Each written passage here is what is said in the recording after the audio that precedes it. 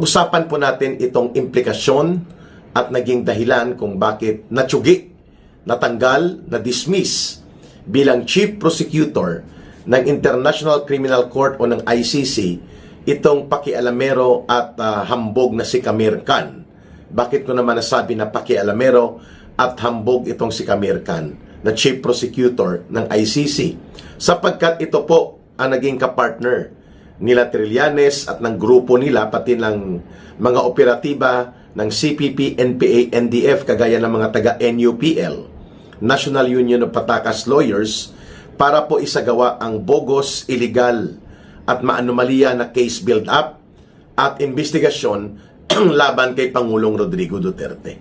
Matatandaan natin na 2019 March, nag-take effect po ang effectivity ng withdrawal of membership ng Pilipinas sa ICC at hindi na po tayo sakop ng anumang treaty obligation sa ilalim po ng Rome Statute para mag-cooperate pa o kilalanin pa ang ICC since March 2019. Pero itong pakialamero at hambog na si Kamer Khan bilang Chief Prosecutor, sa kanila po nagsisimula ang mga investigasyon, case build-up, ang pagsumiti ng mga reklamo formal sa Chamber of Judges ng ICC. Ngayon, ang ginawa nila, at ito naman ay naibulgar na ng mga dating Marines, mga former soldiers, na mga naging security detail kay Saldico, na sila ang nag-deliver ng mahigit 100 million pesos, equivalent to $2 million, sa grupo na pinadala ni Kamer Khan dito sa Pilipinas upang magsagawa ng naturang anomalya at illegal at bogus na case build-up in investigation laban kay Pangulong Duterte in 2023 and 2024. Mga kababayan, illegal po yon sapagkat 4 na taon na halos o 5 taon na nakalilipas nang simulan nila ang formal investigation and case build-up in preparation to file formal charges na mag-build up ng kaso na inireklamo noon nila Trillanes at ng mga taga-CPP, NPA, NDF laban kay Pangulong Duterte. Ibig sabihin, doon pa lang sila nangalap ng mga ebidensya. Matapos na hindi na po tayo sakop ng ICC. 4 na taon na ang nakakalipas. At ito ay pagpapakita po ng illegal, pakialamero at ang tinatawag nga ni US President Donald Trump at ng gobyerno ngayon ng Amerika na interventionist at feeling global bureaucrats na tagapagbantay ng hustisya di umano itong ICC. Ngayon, dahil dyan, to make the narrative backtrack short, naipakulong ng illegal si former President Duterte at nakapag-issue ng arrest order laban kay Senator Bato de la Rosa, on top of that, laban kay Pangulong Duterte, kay Senator Bongo. Ayon ito sa mga nadulas na dila nila Trillanes at nila Cristina Conte ng NUPL. So si Bongo, si Bato de la Rosa, si Albayalde, si Danao, at saka si Giran. Yan po, dating NBI Director naman, ay may mga standing na mga illegal na arrest order, subalit kinikilala ni Marcos Jr. at ginagamit para mangipit, mamilipit at manupil ng mga targeted Duterte personalities and Duterte-aligned individuals, kagaya ng binanggit ko. At subalit ito ngayon ay kumalma-kalma ang panggagamit nila Bongbong Marcos Jr., nila Boying Rimulya, nila John Vic Rimulya sa ICC, pati si Trillanes. Bakit? Kasi nga nagbabala na si US President Donald Trump na hindi niya papayagan na ang mga kaalyadong mga bansa ay patuloy pa rin na magsuporta at makipag-cooperate sa ICC. That message has been clearly delivered by Marco Rubio, ang US State Department Secretary na bumisita kamakailan lamang kay Bongbong Marcos Jr. And of course, ganun din po ang naging pagpapaabot kay kay Philippine Ambassador to the US, Babes Romualdez, na seryoso ang panawagan at kampanya na inilulunsad ni US President Donald Trump na nagbabanta na na ipabubuwag niya o lalansagin at lulumpuin na itong pakialamero at parang hukom ng kalawakan, hukom ng sanlibutan kung umasta, itong ICC, mga kababayan, itong International Criminal Court. Kaya naman biglang natameme si Marcos. Nag-alangan po siya kung papayagan pa ba niya na gagamitin ang panunupil laban sa mga political enemies niya gamit ang baluktot na mga diskarte niya sa pakikipagsabwatan sa ICC. Yon, klaro tayo dyan. Kaya naman si Trillanes todo gapang sa New York na makipag-usap kay US Ambassador Babes Romualdez, no? Kasi gustong-gusto talaga ni Trillanes at ng grupo nila sa Dilaw at Pink Alliance ng mga sumbi nila at pati itong mga komunista at hilaw na komunistang grupo na kasabwat lahat ni Marcos at ni Romualdez ay talaga namang lumpuin ng tuluyan ang mga ilan pang mga opisyal na noon ay sinasangkot nila ngayon sa kay Pangulong Duterte sa war against drugs at ginagamit nila ang ICC.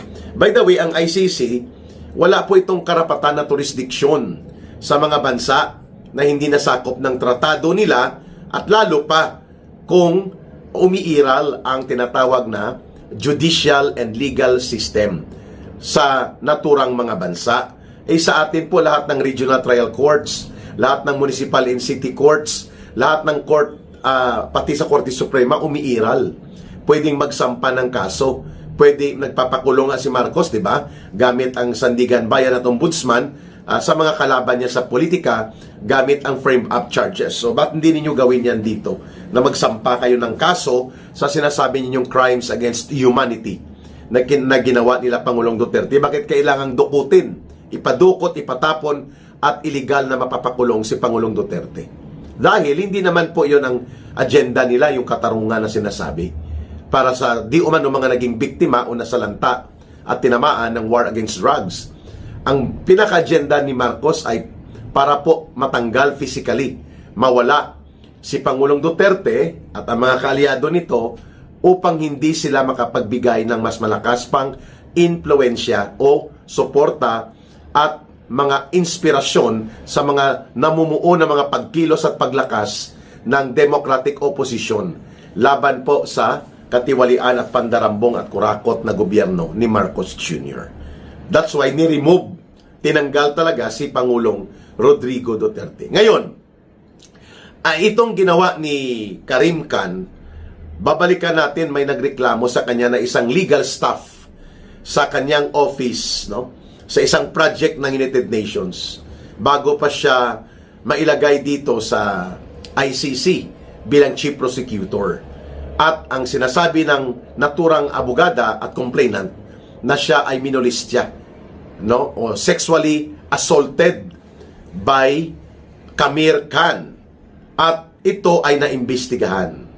And so, after mga 4 years, na naimbestigahan ito, ay nagdesisyon na po ang United Nations mismo at ang Review Assembly ng mga bansa na bumubuo sa Executive Committee para sa ICC na lubusan ng tanggalin itong si Karim Khan bilang Chief Prosecutor sa ICC.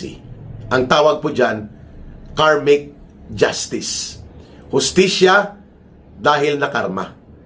Yan po ang gawang kasamaan, umaani din po ng mabigat na pananagutan at paniningil kapag ito ay dumating. Yan ang tinatawag na Day of Reckoning.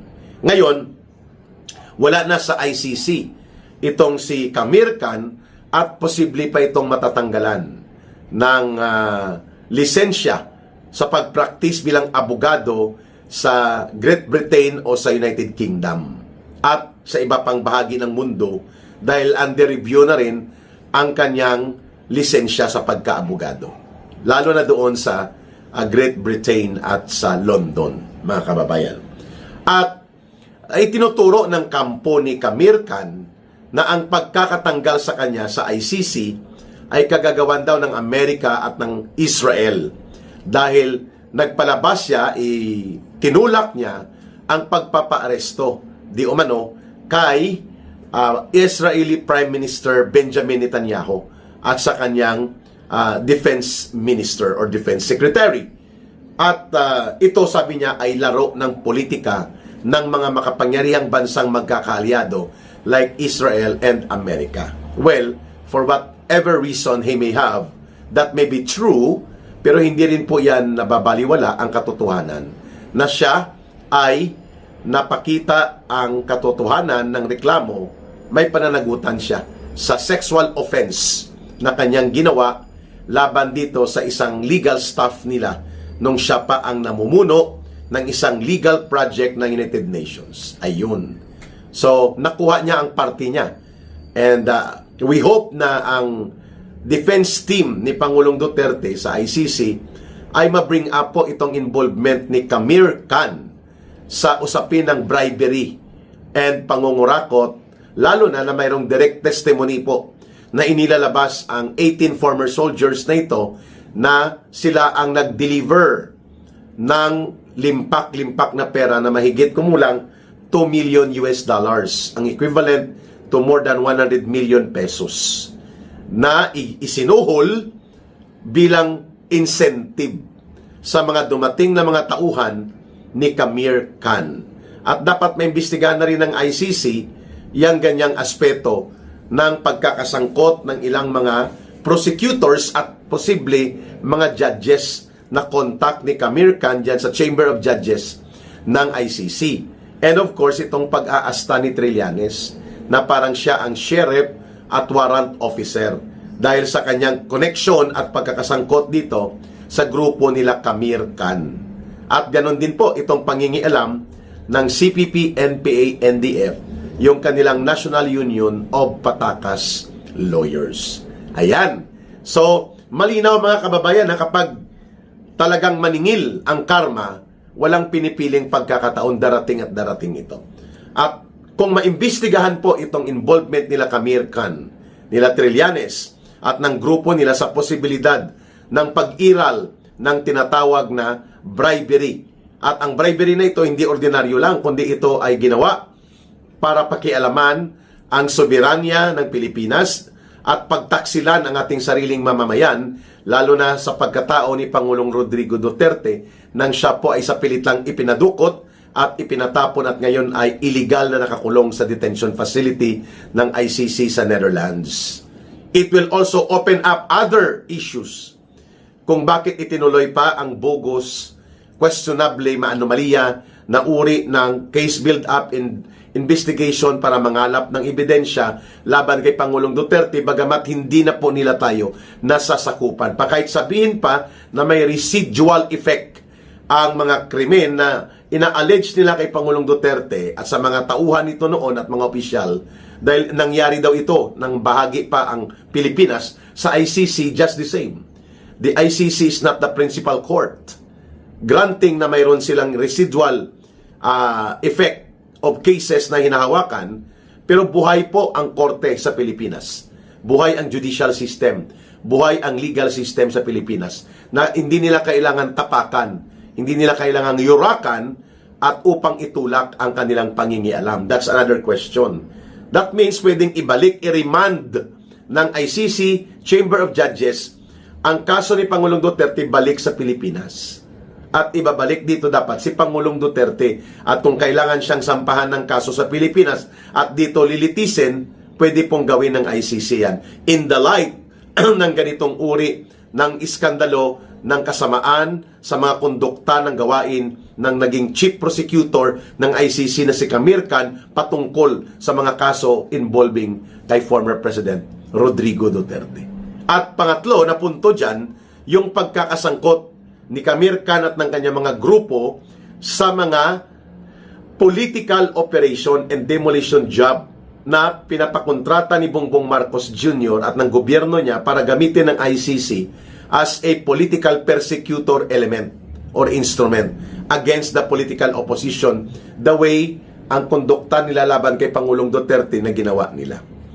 Yan po ay malinaw din na dapat maimbestigahan kung naging for sale ang mga operations ni Khan, at it will have also an effect into the status of the current detention of former President Duterte, dahil ito po ay magpapakita na ang nangyari sa kanya ay illegal, anomalya at bogus. at dapat i-rectify at i-correct yan ng ICC at ibalik siya sa Pilipinas.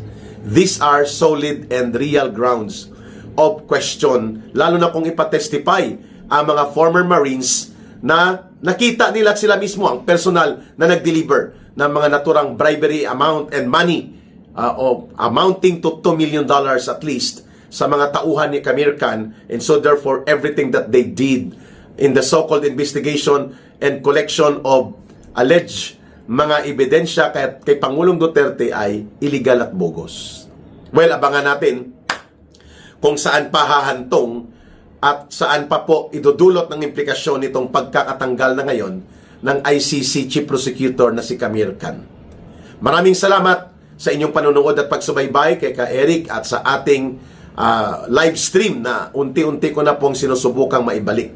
1 in the morning, 1 in the evening. At least may 10 to 12 hours na gap para naman po mas lively at interactive ang ating mga live stream. And pangalawa po, nagbuo ako ng bagong channel, hindi ko pa na-operate. Ang pangalan niya, Pilipinas Ngayon. Tinulungan po ako nila Brother Ka PL, Pambansang Loyal, sapagkat nire-report po ito ng mga trolls at ng mga cybercrime operatives ni Marcos, ang channel ni Ka Eric, pati ang ating Facebook page and Facebook account. Talagang walang tigil ang panggigipit at panunupil ng gobyerno ni Marcos sa mga nagsasalita sa katotohanan at naninindigan para sa katarungan ng mamamayang